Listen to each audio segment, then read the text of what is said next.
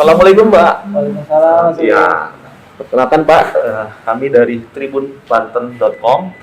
Ya, Tribuners, hari ini kita mendapat kesempatan spesial sekali bisa bersilaturahmi langsung, berbincang langsung dengan Bapak Dr. Doni Hendrawan MPH. Beliau ini menjabat sebagai Deputi Direksi BPJS Kesehatan Wilayah Banten, Kalimantan Barat, dan Lampung, Pak ya? Benar. Luas sekali nih, jadi berpindah-pindah pulau dari Jawa ke Lampung dan Kalimantan. Ya. Izin Pak, sehat Pak? Sehat, alhamdulillah Mas Luis. Kami ada di Banten nih Pak, kita Ya. akan ngobrol spesifik tentang Baik. Banten yang terlebih dulu Pak ya. Nah kalau di Banten tadi mungkin Bapak bisa jelaskan dari 8 kabupaten kota Pak ya? Iya. Nah itu jumlah penduduk sekarang itu sekitar 11 11 jutaan juta ya? 11 jutaan, 11 juta. Nah, kepesertaannya 9 berapa tadi Pak? Sekitar 9,5 juta. 9 juta. Terus sekitar 86%, 86,7%. Itu angka yang tinggi atau sedang atau rendah tuh Pak? Angka segitu tuh Pak? Oh iya, baik. Makasih Mas. Jadi sebenarnya kalau kita mengacu kepada target yang sudah ditetapkan oleh pemerintah dalam RPJMN atau Rencana Pembangunan Jangka Menengah dan Jangka Panjang Jangka Menengah Nasional itu tahun 2021 sampai 2024 itu sudah ditargetkan setiap daerah wajib memiliki peserta BPJS terdaftar itu sekitar 98% dari total 98. iya dari total Oke. penduduk yang ada di wilayah tadi. Tapi kalau kita lihat kan kita itu masih 86,7%. 87. Artinya masih ya cukup banyak lagi lah masih cukup banyak sasaran yang harus kita nanti pastikan agar bisa terdaftar. Iya betul. Gitu. Targetnya memang 98%. 98%. Berarti masih harus kerja keras lagi nih Pak supaya pesertaannya gitu. Kalau dari 8 kabupaten kota ini mungkin Bapak bisa breakdown kira-kira daerah mana yang tertinggi dan daerah mana yang terendah itu Pak? Bisa disampaikan ke pembaca. Oh iya, baik.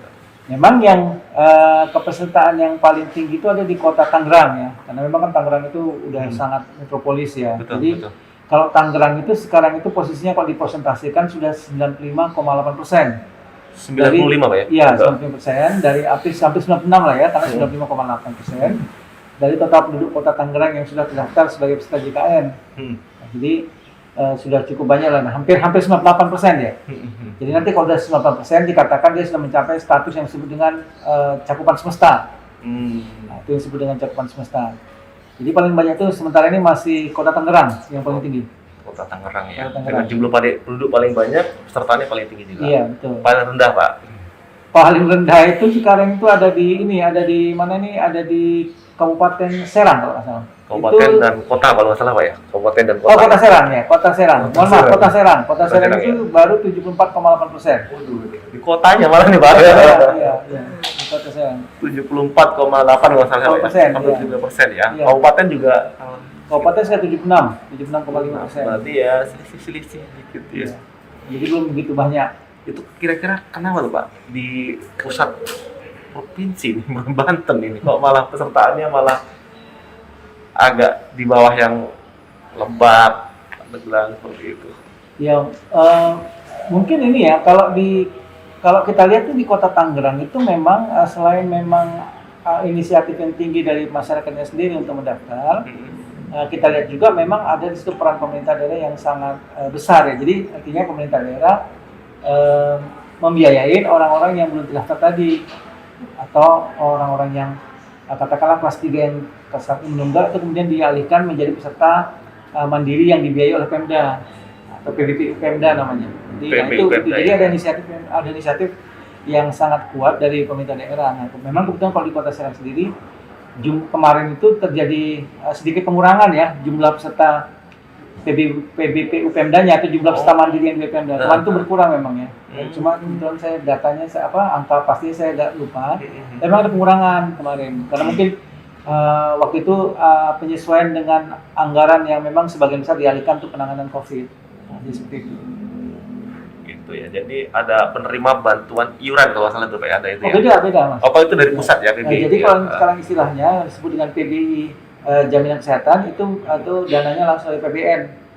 Tapi kalau di Pemda sekarang istilahnya disebut dengan PBPU, peserta bukan penerima upah Pemda. Artinya kelompok masyarakat mandiri yang dananya iurannya dibiayakan oleh Pemda. Oke. kalau dari sektor pekerjaan, di sini kan banyak industri Pak ya, kawasan Industri, ya, Banten betul. itu kan banyak industri. Nah, pesertanya udah lumayan tinggi barangkali Pak, mungkin dari pekerja yang sudah dibayarkan oleh perusahaannya segala macam itu. Ini di wilayah mana nih? Ke kota Eh, semua? Banten aja, Banten aja. Oh, Banten aja ya. Nah, Kalau Banten itu sendiri terkait dengan apa namanya pekerja penerima upah ya, yang kalau di dalam istilah JKN itu kan namanya pekerja penerima upah ya.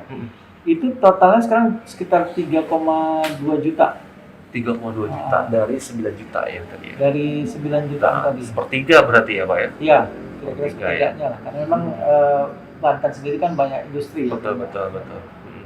Jadi yang harus digiatkan itu adalah yang pesertaan mandirinya Pak ya, yang harus Betul. di Jadi, apa namanya di edukasi, diajak, dirangkul supaya bergabung dengan program JKN ini Pak ya. ya, jadi memang kita itu sekarang memang fokus bagaimana mendorong tingkat keaktifan peserta mandiri yang tadi mendaftar secara sukarela, maupun juga tentunya kami berkoordinasi terus dengan Pemda agar nanti Pemda bisa meningkatkan menambah jumlah peserta mandiri tadi yang bisa dibayarkan Betul. oleh ini oleh Pemda.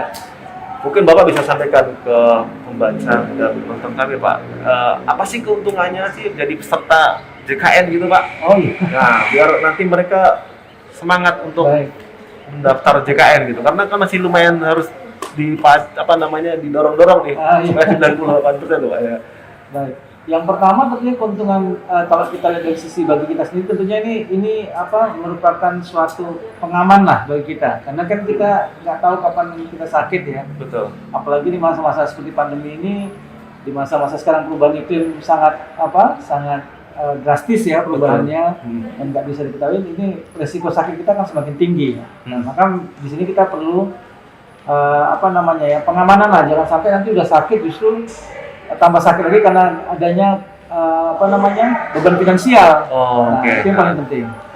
Karena kan ya mungkin ketahui lah sekarang aja cuaca nggak bisa diramalkan, tiba-tiba hujan, tiba-tiba itu. Jadi risiko sakit semakin besar sekarang. Yang kedua tentunya dengan adanya kita mengikuti program ini, tentunya kita secara langsung itu membantu yang lain. Karena memang konsep program ini kan konsepnya gotong royong ini ya. Artinya sekarang ini kita mengiur pun walaupun kita tidak pakai, tapi itu pada prinsipnya akan dimanfaatkan oleh kelompok masyarakat lain yang memang lagi memerlukan. Jadi ini bukan bagian dari bagian dari kegotong royongan kita lah sebagai bangsa ya.